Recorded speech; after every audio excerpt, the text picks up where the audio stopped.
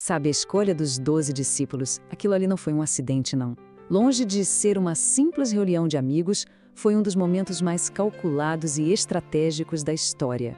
Então, a gente vai entender por que essa decisão de formar uma equipe tão improvável mudou absolutamente tudo. Bom, vamos direto ao ponto. Por que Jesus, no meio de tantos seguidores, escolheu exatamente 12 homens comuns?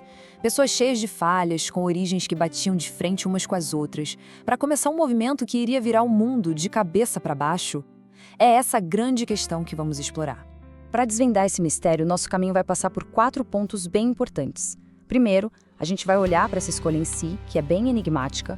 Depois, vamos decifrar o que está por trás do número 12, que tem um simbolismo enorme. Em seguida, vamos mergulhar na imperfeição desse grupo, que é surpreendente.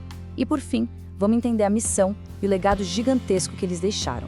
Então vamos lá, começando pela primeira parte, a escolha misteriosa. O que faz essa escolha ser tão intrigante? O ponto de partida é que ela não segue nenhuma lógica que a gente usaria.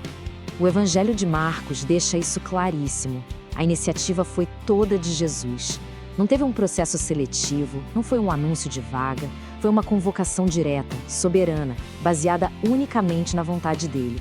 Chamou os que ele queria. Simples assim. E é isso que deixa tudo tão fascinante. Não tem lugar nenhum uma lista de pré-requisitos, sabe? Uma entrevista de emprego. Parece um mistério total. Ele não chamou os mais preparados, nem os mais justos. A chave, talvez, seja essa. Ele chamou aqueles que estavam mais disponíveis. Agora vamos para a segunda parte, porque a coisa fica ainda mais profunda. O símbolo de um novo Israel. Aqui, a escolha do número não é só um detalhe, é a própria mensagem. 12. Nem mais nem menos. Esse número não foi aleatório, de jeito nenhum. Ele carrega um peso histórico, um peso teológico gigantesco que qualquer pessoa daquela época pegaria na hora. E aqui está o motivo desse número ser tão central. Ao escolher 12, Jesus estava fazendo um gesto profético muito poderoso. Ele estava espelhando as 12 tribos de Jacó, que deram início à nação de Israel. Era um sinal claro de que um novo povo de Deus estava sendo formado, um novo Israel. E os apóstolos seriam as colunas, o fundamento dessa nova comunidade, que viria a ser a igreja.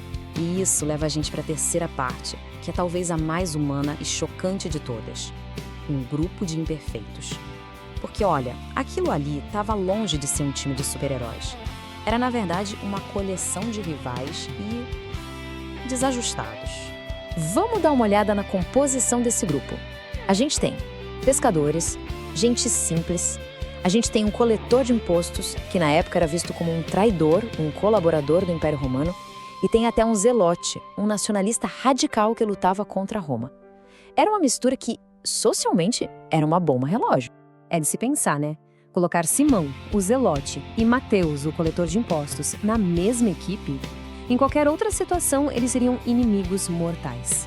Mas Jesus junta os dois. Isso mostra que o chamado dele ia muito além das divisões políticas e sociais mais profundas daquele tempo. E se tem alguém que personifica essa ideia do potencial imperfeito, esse alguém é Pedro. A rocha impulsiva. No momento, ele faz a maior declaração de fé da história. No outro, leva uma bronca daquelas. Ele anda sobre as águas pela fé, mas afunda pelo medo. E, claro, negou Jesus 3 vezes. E mesmo assim, foi sobre essa rocha, cheia de falhas, que a liderança da igreja que nascia foi construída. E essa dinâmica de liderança e de falha se reflete até nas listas dos apóstolos nos evangelhos. Pode reparar, não importa a ordem dos nomes no meio, Pedro é sempre o primeiro da lista. E Judas Iscariotes, o traidor, é sempre o último. Isso não é coincidência de jeito nenhum. É um reflexo claro do papel de cada um nessa história toda. E com isso a gente chega na nossa última parte, onde tudo se conecta: a missão e o legado. Como é que esse grupo de gente imperfeita passou de simples seguidores para fundadores de um movimento que mudou o planeta? A missão que eles receberam, como Marcos descreve, tinha 3 partes, e a ordem aqui é tudo. Primeiro, e o mais importante de tudo, estar com ele. O treinamento vinha da convivência, da intimidade, de simplesmente observar e aprender no dia a dia. Só depois, como um passo natural, vinha o serem enviados para pregar. E por fim, o terceiro elemento, terem autoridade. Um poder que não era deles, mas que era uma consequência direta de estarem com Jesus. E isso tudo nos leva a uma das conclusões mais libertadoras dessa história inteira, que pode ser resumida nessa frase: Deus não precisa do nosso currículum vitae.